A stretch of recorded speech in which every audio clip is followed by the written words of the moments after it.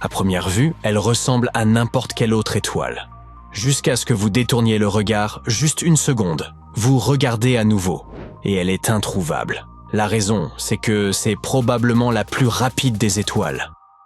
Écoutez un peu, les astronomes ont récemment découvert une nouvelle classe étonnante d'étoiles. Elles ont reçu le nom d'étoiles hypervéloces. Ils en ont repéré environ une douzaine. Et il se trouve qu'elles sont si rapides qu'il se peut un jour qu'elles quittent notre galaxie, la Voie lactée, pour se lancer dans un voyage intergalactique. Vous voyez, les étoiles se faufilent constamment à travers les bras en spirale de notre Voie lactée comme des voitures pressées au milieu de la circulation à l'heure de pointe. Mais lorsque vous regardez le ciel nocturne, il vous semble pourtant que ces points lumineux sont aussi immobiles que les monumentales pyramides de Gizeh. Maintenant, parmi ces 200 à 400 milliards d'étoiles qui considèrent la Voie lactée comme leur foyer, une infime fraction se distingue des autres. Les interactions gravitationnelles ont accéléré ces étoiles massives au point qu'elles se déplacent 2 voire 3 fois plus vite que notre Soleil. Oui, ce sont les fameuses étoiles hypervéloces dont le destin est de se libérer un beau jour de l'étreinte gravitationnelle de notre galaxie. On dirait qu'elles essaient d'atteindre des vitesses encore inédites. Elles se déplacent à plus de 126 000 km/h. Une étoile hypervéloce pourrait franchir la distance qui sépare la Lune de notre planète en seulement 20 minutes. Ces étoiles sont solitaires et très différentes des hypervéloces que l'on connaissait jusqu'à présent. Les hypervéloces originales étaient grandes et bleues et semblaient être nées au cœur de la galaxie. Mais ces nouvelles étoiles, elles, sont assez petites, pas plus grandes que notre Soleil, et ne semblent pas provenir du centre de la Voie lactée, ce qui est surprenant. On les découvre le plus souvent en train de s'échapper d'amas relativement jeunes. La plupart des étoiles hypervéloces se trouvent dans le halo externe de la galaxie, à environ 150 000 années-lumière du centre de celle-ci. Il est intéressant de noter qu'un astronome du laboratoire national de Los Alamos, au Nouveau-Mexique, a prédit l'existence des étoiles hypervéloces en 1988. Mais les scientifiques n'ont commencé à en découvrir qu'en 2005. La première étoile repérée se trouvait à 350 000 années-lumière du cœur de la Voie lactée et s'éloignait de son centre à environ 2,4 millions de km/h. Les astronomes disent qu'il est extrêmement difficile de chasser une étoile hors de la galaxie. Lorsque ça arrive, c'est la plupart du temps à cause d'un trou noir supermassif. Et selon les experts, c'est probablement Sagittarius A étoile qui accélère les étoiles hypervéloces, ou du moins certaines d'entre elles. Pour atteindre la vitesse d'évasion, une étoile doit recevoir une impulsion d'une force inimaginable pour nous. Et comme le trou noir central de la Voie lactée a une masse de 4 millions de soleils, il a sans doute suffisamment de puissance pour produire quelque chose de ce genre. Dans le scénario le plus courant, nous avons une étoile binaire.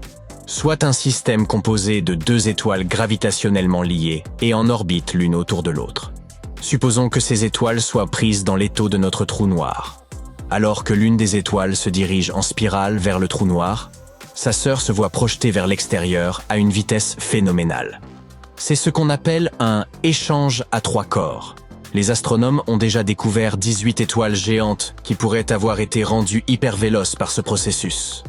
Il existe également une théorie selon laquelle les étoiles hypervéloces pourraient avoir été éjectées de leurs amas stellaires par des explosions de supernovas. Les étoiles hypervéloces, récemment découvertes, semblent avoir la même composition que les étoiles normales. C'est pourquoi les astronomes ne pensent pas qu'elles proviennent d'un endroit exotique, situé en dehors de la galaxie ou dans le halo extérieur de la Voie lactée. Ce halo est en réalité une région sans vie, remplie de vieilles étoiles pauvres en métaux et de masse très faible. Il est peu probable qu'on y trouve une étoile hypervéloce, à moins qu'elle n'ait été éjectée dans cette direction. Les étoiles hypervéloces restent donc un mystère, mais elles ne sont pas les seules à se comporter bizarrement. Par exemple, en 2017, des astronomes ont repéré une étoile brillante qui se précipitait hors de la Voie lactée. Elle se déplaçait incroyablement vite, à une vitesse de 3,2 millions de km/h, soit presque 4 fois plus vite que le Soleil en orbite autour du centre de la galaxie. Le principal problème concernant cette étoile errante était qu'elle se déplaçait en sens inverse par rapport à la plupart des autres étoiles qui tournent autour du centre de notre galaxie. Mais ce n'est pas la seule étrangeté à son sujet. Son aspect suscitait également de nombreuses questions. S'agissait-il d'une étoile hyper véloce? Était-ce même une étoile? Cette voyageuse semblait être constituée d'une matière stellaire totalement différente de ses congénères. Les astronomes ont réussi à identifier sa composition. Elle était faite d'atomes lourds et métalliques. La plupart des autres étoiles sont constituées d'éléments beaucoup plus légers. On a baptisé cette étoile LP40-365. Elle se déplaçait si rapidement qu'elle a littéralement quitté notre galaxie. Les scientifiques ont donc pensé qu'elle avait été éjectée par une catastrophe cosmique, par exemple une supernova. Aujourd'hui, les astronomes affirment que l'étoile, qui était auparavant considérée comme une naine blanche, était en réalité un fragment stellaire, une sorte de résidu causé par une explosion de supernova.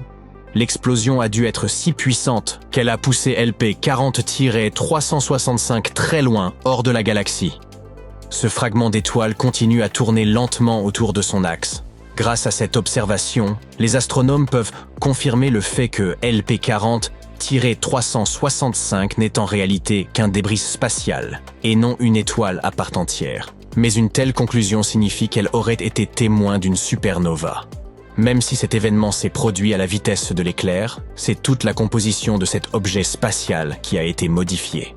La plupart des étoiles sont principalement composées d'hélium et d'hydrogène, mais LP40-365 est différente. Elle contient des éléments lourds, du magnésium, de l'oxygène et du néon. C'est sans doute la supernova qui a ajouté ces atomes à la composition de cette étoile. Les astronomes considèrent d'ailleurs que tous les éléments plus lourds que l'hélium sont des métaux.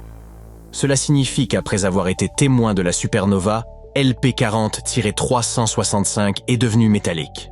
Notre voyageuse de l'espace s'éclaire, puis s'assombrit toutes les 8 ou 9 heures.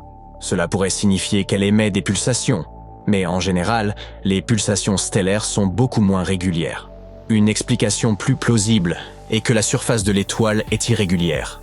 C'est la rotation de l'étoile qui causerait ces différences de luminosité.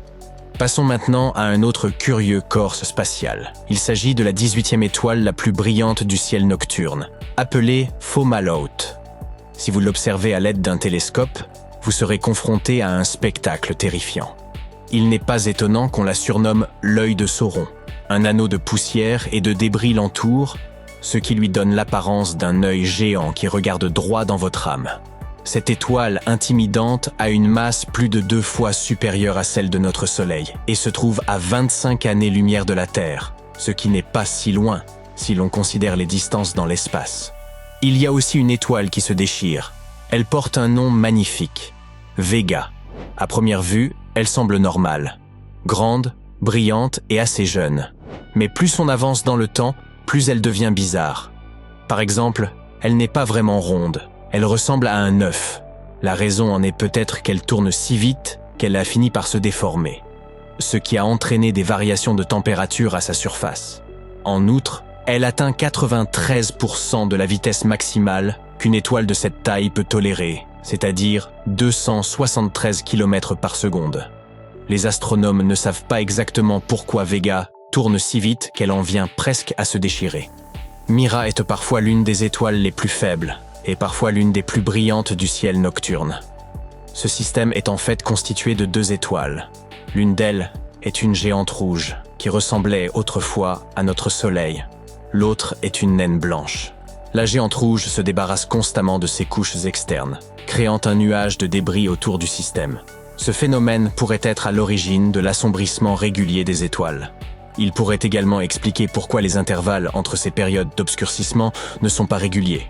Mais le plus intéressant, cette étoile binaire possède une queue semblable à celle des comètes.